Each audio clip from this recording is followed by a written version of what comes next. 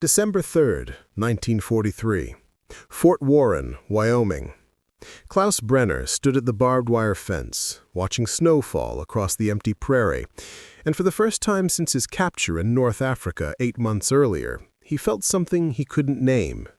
Not quite peace, but not the gnawing anger that had sustained him through the desert campaigns either.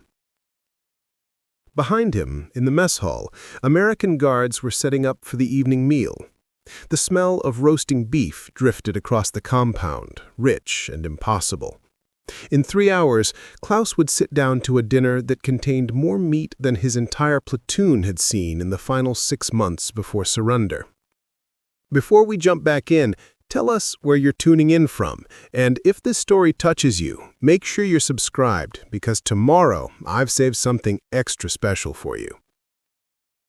He would eat until his stomach ached. Not from hunger finally satisfied, but from the simple inability to process abundance after years of scarcity.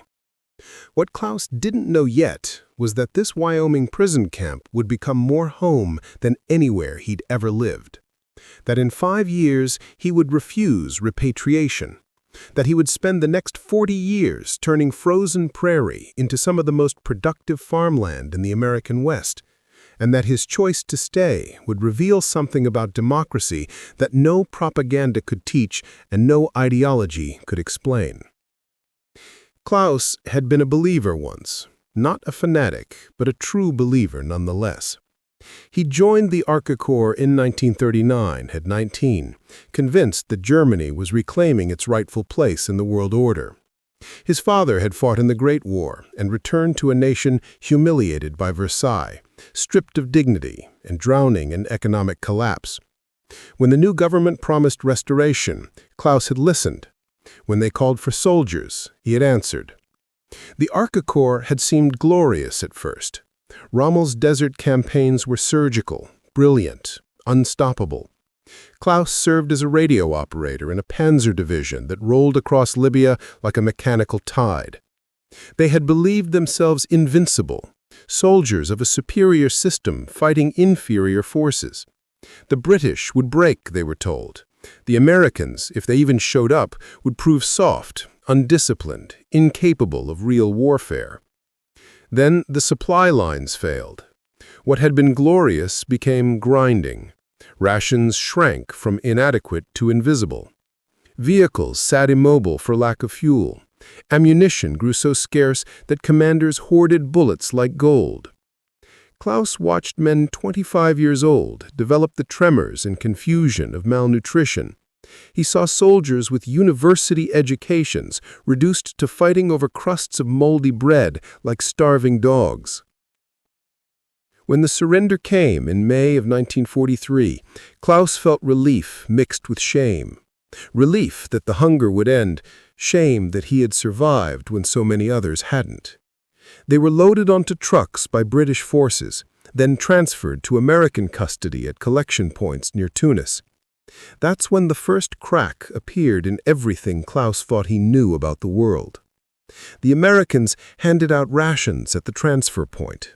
Not prison rations or punishment food, but actual military rations. Klaus opened the small cardboard box with fingers that shook from weakness and found compressed crackers, canned meat, fruit concentrate, chocolate, and cigarettes.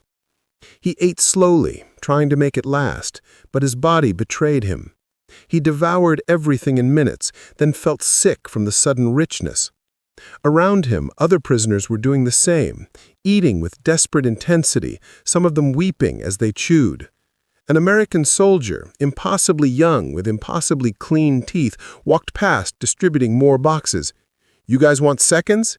he asked in badly accented German. Klaus stared at him. Seconds. They were offering seconds. He took another box with hands that trembled. Preparing and narrating this story took us a lot of time, so if you are enjoying it, subscribe to our channel. It means a lot to us. Now back to the story. The voyage across the Atlantic happened in a fog of disbelief. The Liberty ship carrying Klaus and 300 other prisoners had returned from delivering supplies to Allied forces in Europe. Rather than sail back empty, it carried human cargo. The ship itself was a revelation. American sailors complained constantly about conditions that seemed like luxury to German prisoners. They grumbled about the food being repetitive while throwing away portions that would have fed Klaus's entire squad for days. Klaus watched one sailor crush a cigarette underfoot after 3 puffs because it tasted stale. He saw another pour half a cup of coffee down a drain because it had gone cold. The waste was incomprehensible, obscene, magnificent. It spoke of resources so vast that excess meant nothing. These weren't special circumstances or propaganda displays. This was simply how Americans lived, even at war, even on military vessels far from home.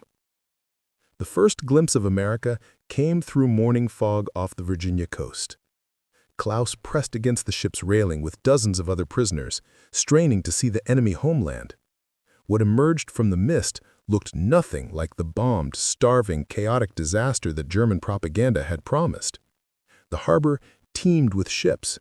Massive vessels moved with coordinated precision. Cranes lifted cargo with mechanical efficiency.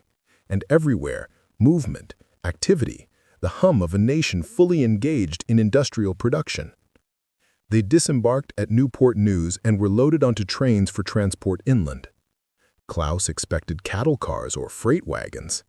Instead, they boarded passenger coaches with cushioned seats and working lights. The train had a dining car on a prisoner transport train.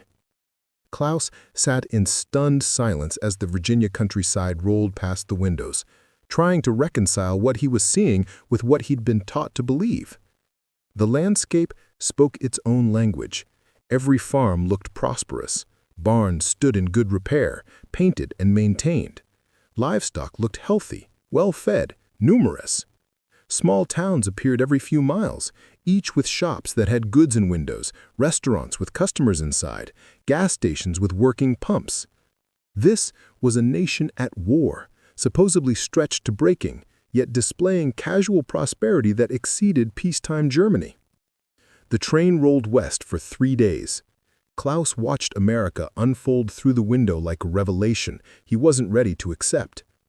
The Appalachian Mountains gave way to flat farmland that stretched to horizons. Rivers ran full and clean. Forests grew thick and unmolested. And everywhere, that abundance. Fields of corn taller than men, orchards heavy with fruit, grain elevators the size of cathedrals bulging with harvest. When the train finally stopped at Fort Warren, Wyoming, Klaus stepped onto the platform into air so clean and cold it burned his lungs. The prairie stretched away in all directions, brown grass bending under December wind, the Laramie Mountains visible as white teeth against the western sky. The camp itself sat on flat ground a few miles from the small town of Cheyenne, surrounded by that vast emptiness that characterized the American West. Fort Warren had been constructed in 6 months to house German and Italian prisoners. It could hold 5,000 men behind double fences topped with barbed wire and watched by guard towers at regular intervals. But walking through the gates, Klaus noticed something unexpected. The guards weren't hostile. They were professional, even courteous. One of them, an older man with a thick mustache, actually smiled and said "Willkommen" in German as Klaus passed. The barracks were rough but functional. Wooden buildings with coal stoves, electric lights, and bunks with real mattresses. Not comfortable exactly, but far beyond what Klaus had known in the field. Each building had a washroom with running water, hot water available on schedule, indoor toilets that flushed. These seemed like small details, but to men who had spent months defecating in desert sand and washing with canteen dregs, they represented civilization reclaimed. Then came dinner, and Klaus's understanding of reality shifted permanently. The mess hall served 300 prisoners at a time, with guards stationed around the perimeter, but not interfering with the meal itself. Klaus joined the line with his metal tray, expecting thin soup and hard bread. Instead, the servers loaded his tray with pot roast, swimming in gravy, mashed potatoes with butter, green beans, fresh bread, and apple cobbler. Real coffee sat in large urns at the end of the line, available without linnet. Klaus found a seat at one of the long tables and stared at his tray. The meat portion alone was larger than what his family had received in a week during rationing. The potatoes were actual potatoes, not the sawdust mixture that German civilians were eating. The bread was soft, made from real flour, not the ersatz composition that had become standard at home. And there was dessert. Prisoners were being served dessert. He ate slowly at first, then faster, then frantically, driven by years of deprivation and the fear that this couldn't be real, that someone would snatch the tray away and reveal it all as a cruel joke. But no one came. No one took his food. And when he finished, a guard pointed to the serving line and said in broken German, "You can go back for more if you're still hungry." Klaus went back. So did almost everyone else. They ate until they felt sick, until their bodies, conditioned to scarcity, rebelled against plenty. That night, lying in his bunk with a full stomach for the first time in years, Klaus tried to process what had happened. This was supposed to be punishment. This was supposed to be prison. Yet he had been fed better than German officers, housed better than German civilians, and treated with more dignity than many German soldiers received from their own commanders. Over the following weeks, the pattern continued and intensified. Breakfast brought oatmeal with real milk, eggs however you wanted them, bacon or sausage, toast with butter and jam, coffee with cream and sugar. Lunch featured soups thick with vegetables and meat, sandwiches made with generous portions, fruit, and cookies. Dinner rotated through roasted chicken, pork chops, beef stew, fried fish, always with multiple sides, always with bread, always with dessert. The caloric intake was staggering. Camp nutritionists calculated that prisoners were receiving approximately 3,500 calories daily, more than American depot troops, far more than German civilians. Klaus and the others began to gain weight rapidly. Men who had been skeletons in North Africa developed bellies, faces filled out, energy returned. The physical transformation was swift and undeniable. But the psychological impact proved even more profound. The camp opened a canteen where prisoners could purchase items with money earned from labor.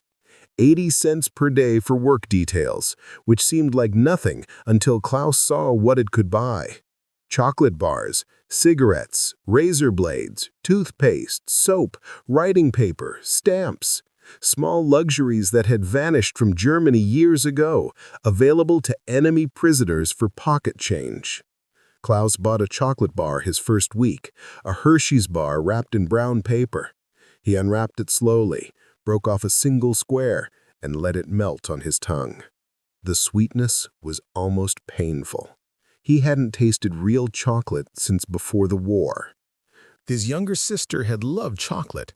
He wondered if she remembered what it tasted like, or if she'd forgotten entirely, the memory erased by years of deprivation. The camp library held thousands of books, many in German. Klaus discovered authors who had been banned at home, writers whose works the regime had declared degenerate or dangerous. He read Thomas Mann and Hermann Hesse, Erich Maria Remarque and Stefan Zweig. He read American novels translated into German, discovering Steinbeck and Hemingway, writers who portrayed America with complexity and honesty rather than the simplistic caricatures he'd been taught. Education programs started in the spring of 1944. Prisoners could enroll in courses ranging from basic literacy to advanced mathematics. The University of Wyoming provided instructors and materials for correspondence courses. Klaus, who had completed gymnasium before the war, signed up for agricultural science. He'd grown up in a city and knew nothing about farming, but something about the subject appealed to him. Maybe it was the Wyoming landscape, that vast prairie waiting for someone to understand its potential. His instructor was Professor Howard Mitchell, a soil scientist who treated Klaus not as an enemy prisoner, but as a serious student. They discussed crop rotation and soil composition, irrigation techniques, and climate adaptation. Professor Mitchell lent Klaus books from his personal library and answered questions with patience and genuine interest.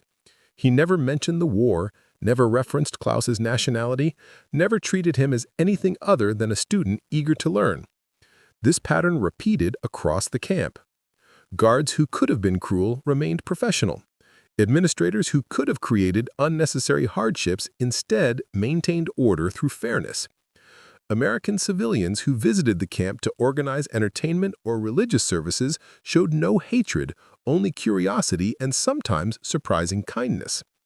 Klaus tried to reconcile this reality with what he'd been taught. According to Nazi ideology, Americans were weak, divided by race and class, controlled by Jewish financiers, incapable of the discipline and organization that characterized German society. Yet here was a democracy functioning with efficiency that made German organization look primitive. Here was a diverse society producing more than the supposedly superior German state. Here was a system that treated enemies with dignity while simultaneously fighting a massive two-front war. The cognitive dissonance was crushing. Everything Klaus had believed, everything he'd fought for, was revealed as lies when confronted with simple, observable reality. The master race were starving while their supposed inferiors showed abundance. The superior system was collapsing while democracy thrived. The inevitable victory was turning into inevitable defeat, and the reasons became clearer every day Klaus spent in American captivity. By summer of 1944, work details to prisoners outside the camp to address labor shortages caused by the war. Klaus volunteered immediately. Anything to break the monotony, to see more of this strange country, to understand how it worked. He was assigned to a farm crew that would spend the season helping with harvest in the vast agricultural belt surrounding Cheyenne. The farm belonged to a man named Robert Carson, a third-generation Wyoming rancher who ran 3,000 acres of wheat and sugar beets with his two sons. The sons were both in the Pacific Theater, leaving Carson short-handed during the crucial harvest season. When the truck carrying Klaus and 7 other prisoners pulled up to the Carson Ranch on a June morning, Robert Carson stood waiting with his hands on his hips and doubt written across his weathered face. "You boys know anything about farming?" he asked through the interpreter. Klaus shook his head honestly. "No, sir." Carson grunted. "Well, you're about to learn." What followed were the hardest and most satisfying months of Klaus's life. The work was brutal, dawn to dusk under the Wyoming sun which beat down with surprising intensity despite the northern latitude. They harvested wheat with machinery that Klaus found simultaneously primitive and incredibly effective compared to German equipment. They topped sugar beets by hand, bent double for hours that turned into days. They repaired fencing, cleared irrigation ditches, and performed the 1,000 small tasks that kept a large farm operational. Carson was a tough teacher, but a fair one. He demonstrated once, expected you to understand, and offered praise rarely but meaningfully. He worked alongside his crew, never asking them to do anything he wouldn't do himself. And at noon every day, his wife Martha brought lunch to the fields in baskets that revealed, once again, the impossible abundance of American agriculture. Thick sandwiches of beef for ham or chicken, whole tomatoes and cucumbers from the garden, slices of pie or cake, thermoses of cold milk or hot coffee depending on the weather. Martha Carson set out these feasts on tailgates and said, "Eat up, boys. Can't work on empty stomachs." Klaus ate slowly, trying to make the experience last, trying to absorb not just the food but what it represented. This casual generosity, this assumption of plenty, this willingness to share with enemies. One afternoon in August, Carson called Klaus over to where he was working on a broken irrigation valve. "You're handy with tools," Carson observed. It wasn't really a question. "I was trained as a radio operator," Klaus replied in his improving English. "We learned to repair equipment in the field." Carson nodded. "Radio operator? That requires brains. You go to school?" "Yes, sir. Gymnasium. It is like your high school." "And after this war ends, what happens to you?" The question caught Klaus off guard. He'd been trying not to think about after. "I will be sent back to Germany." "Back to what?" Carson asked, and the question hung in the hot prairie air unanswered, because they both knew the truth. Klaus would be sent back to rubble, to starvation, to a defeated nation occupied by enemies far less generous than the Americans. That evening, after the work crew had been returned to Fort Warren, Klaus lay on his bunk thinking about Carson's question. Back to what? His parents were dead, killed in an air raid on Hamburg in 1943. His sister had been evacuated to the countryside, but he hadn't heard from her in over a year. His home city was destroyed. His country was losing. And every day the contrast between American abundance and German devastation grew more stark and undeniable. The letters that slipped past camp censors painted pictures of horror.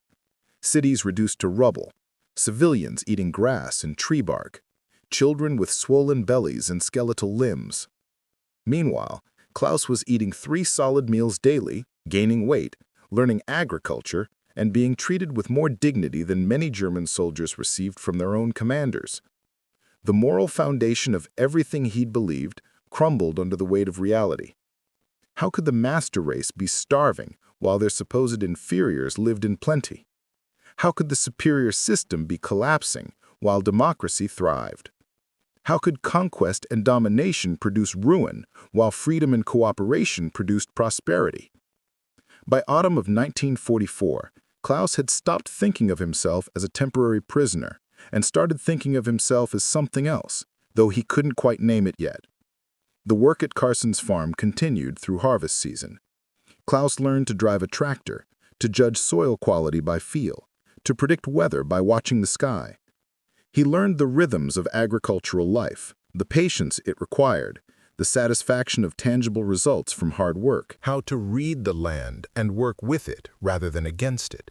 How to plan for seasons and years rather than days and weeks. These lessons went deeper than farming technique. They were lessons in thinking long-term, in building rather than destroying, in nurturing growth rather than inflicting conquest.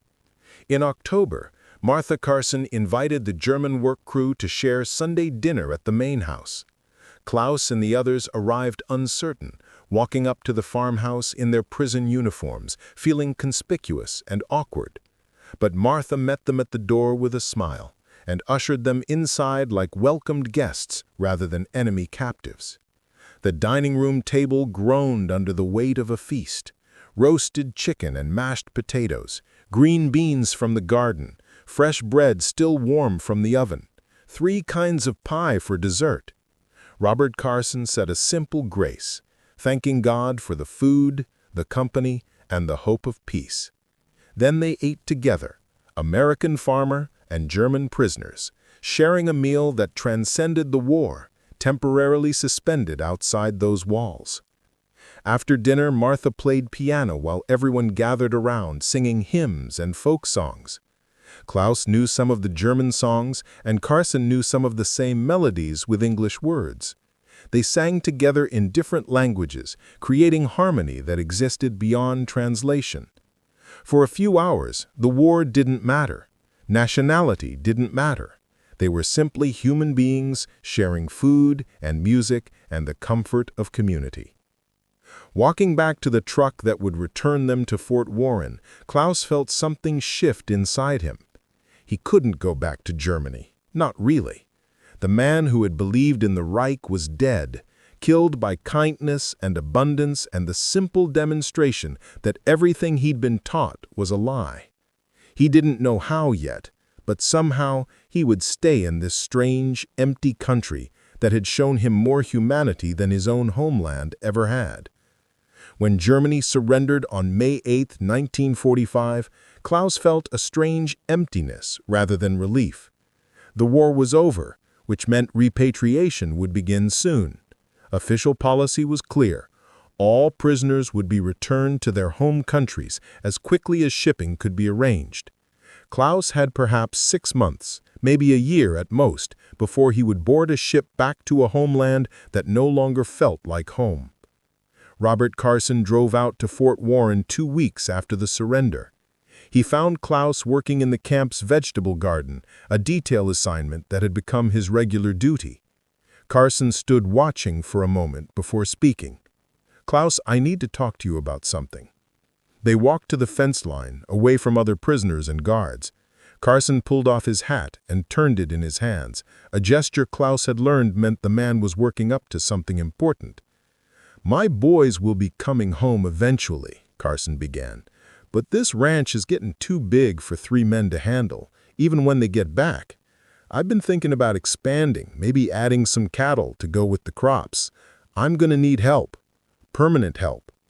Klaus waited, not daring to understand where this was leading. "I've talked to Martha about it, and we're agreed. When this repatriation business gets sorted, if there's a way to bring you back here legal, we'd like to sponsor you, help you stay in America, work the ranch, maybe eventually have a piece of land of your own." The offer hung in the air between them, impossible and wonderful. Klaus tried to speak, found his throat too tight, and simply nodded. Carson clapped him on the shoulder once, hard, then walked back to his truck without another word. But the seed was planted. There might be a way to stay. German nationals faced particular scrutiny given the recent war. The quota system limited entries to a trickle, and the repatriation policy had the force of international treaty behind it. Klaus would have to return to Germany first. Only then could he apply for re-entry through proper channels. Carson hired a lawyer in Cheyenne who specialized in immigration cases. The lawyer, a sharp-eyed woman named Helen Rodriguez, laid out the obstacles with clinical precision. "The path exists, but it's narrow. You'll need sponsorship, proof of employment, character references, clean records both here and in Germany. And even with all that, approval isn't guaranteed. The State Department has considerable discretion in these matters." Klaus gathered what he could. Carson provided a notarized letter promising employment and housing. Professor Mitchell wrote a glowing reference praising Klaus's intelligence and work ethic. The camp commander added a statement confirming exemplary behavior during imprisonment. Martha Carson collected signatures from church members and neighbors, people willing to vouch for a German prisoner they'd only met a handful of times. But none of it mattered yet. First, Klaus had to go back. The repatriation ships began sailing in late 1945. Klaus watched group after group of prisoners board trucks bound for East Coast ports. Some men went eagerly, desperate to reunite with families they hadn't seen in years. Others went reluctantly, knowing they were returning to chaos and deprivation.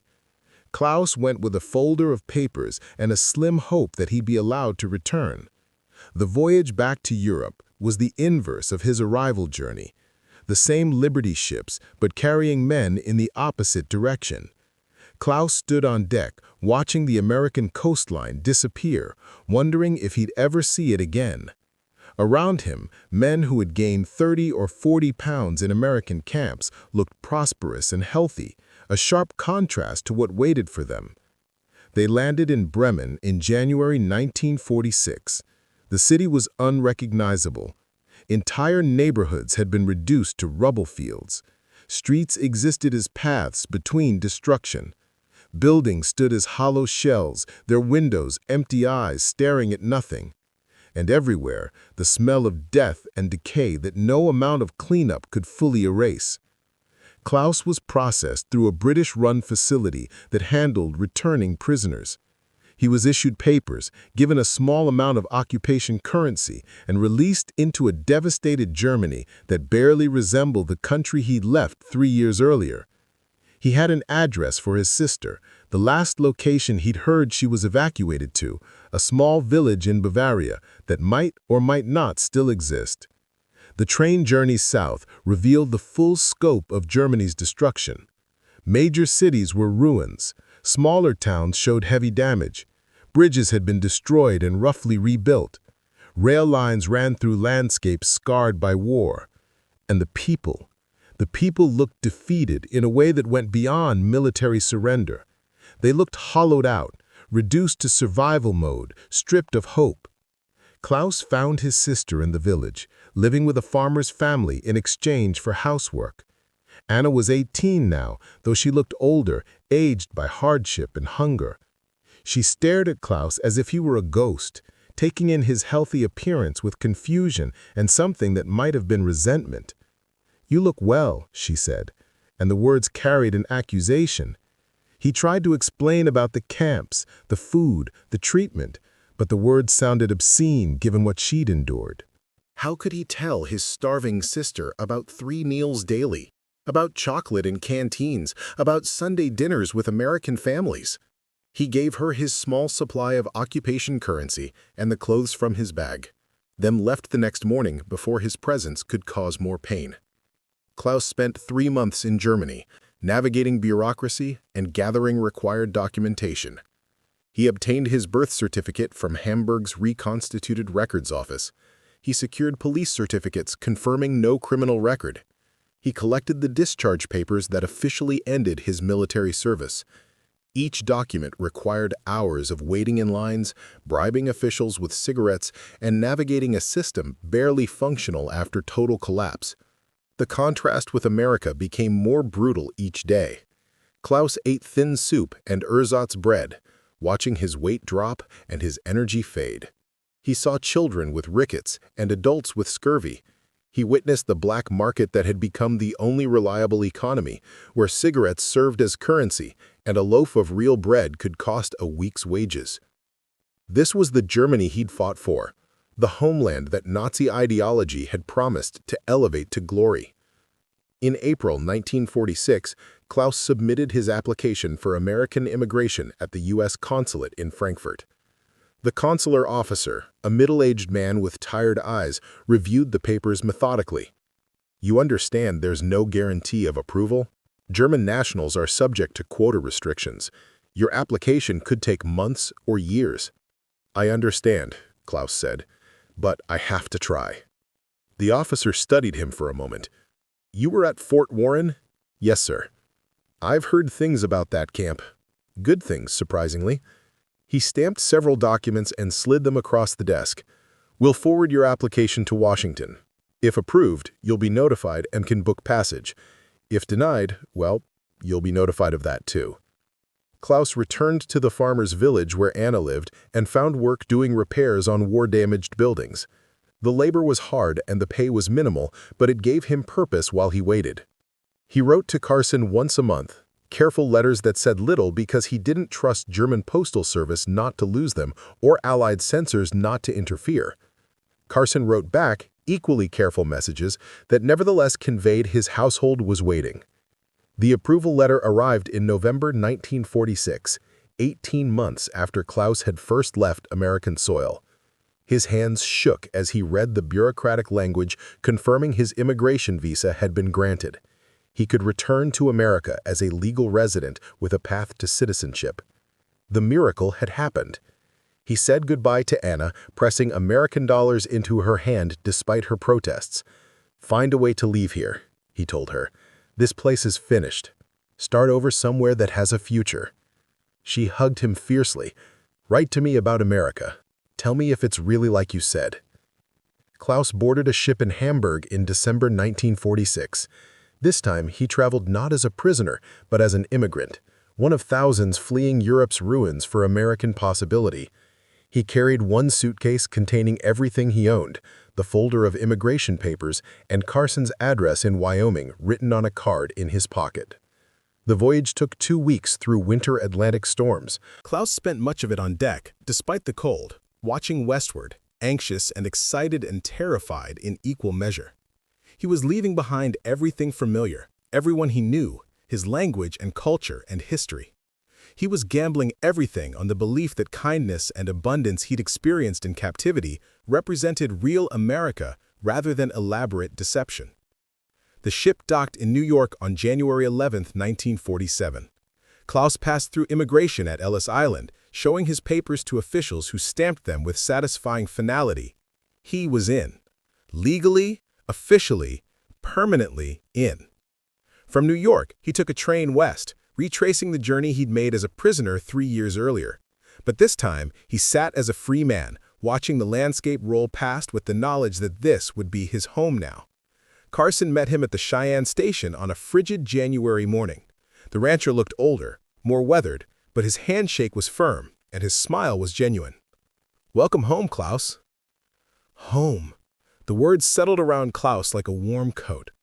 They drove to the ranch in Carson's truck, not speaking much, comfortable in silence. The prairie stretched away under winter sky, brown and frozen and more beautiful than Klaus remembered. This emptiness, this space, this possibility. This would be his now.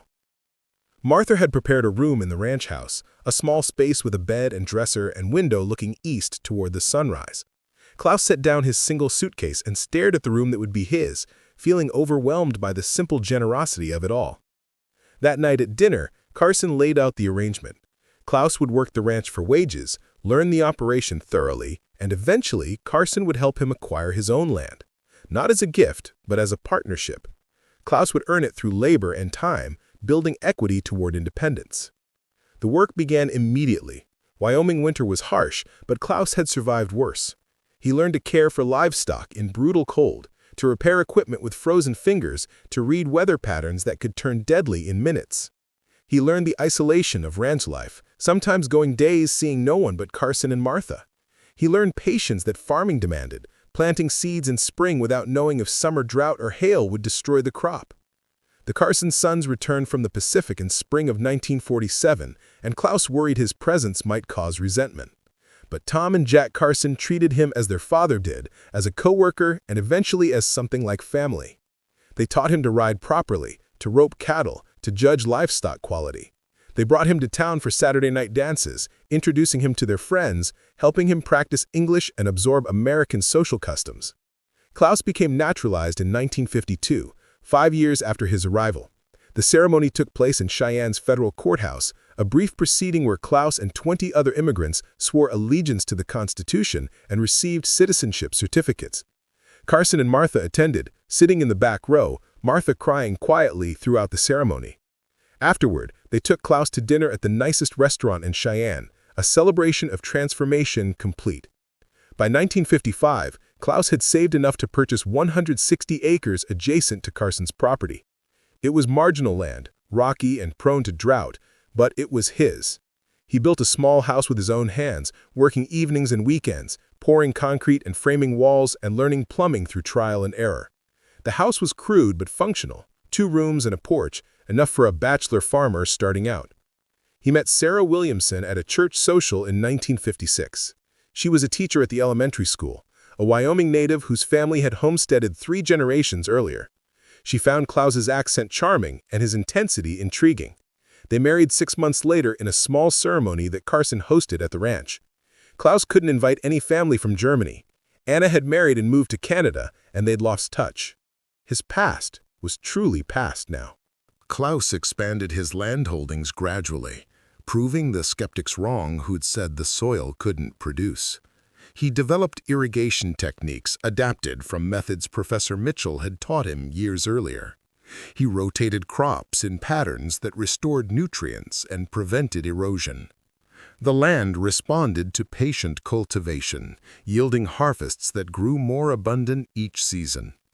Sarah gave birth to 3 children between 1957 and 1963, 2 daughters and a son, American citizens by birth, who would never know the hunger or fear that had shaped their father's early life.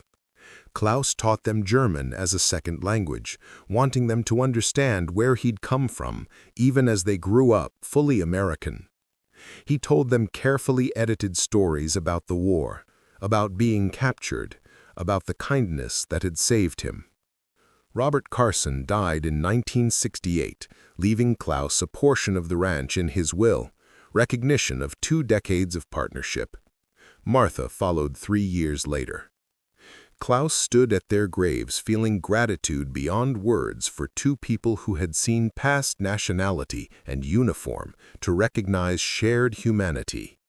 They had given him more than employment or sponsorship. They had given him a second chance at life. By the 1970s, Klaus's farm was among the most productive in the county. He employed seasonal workers, served on the agricultural co-op board, and contributed to community projects. His children graduated from university, pursuing careers in teaching, engineering, and law. His accent had faded, but never disappeared entirely, marking him always as someone who'd come from elsewhere. In 1985, Klaus traveled to Germany for the first time since 1946, accompanying Sarah on a European tour. They visited Hamburg, or what had been rebuilt on Hamburg's ruins.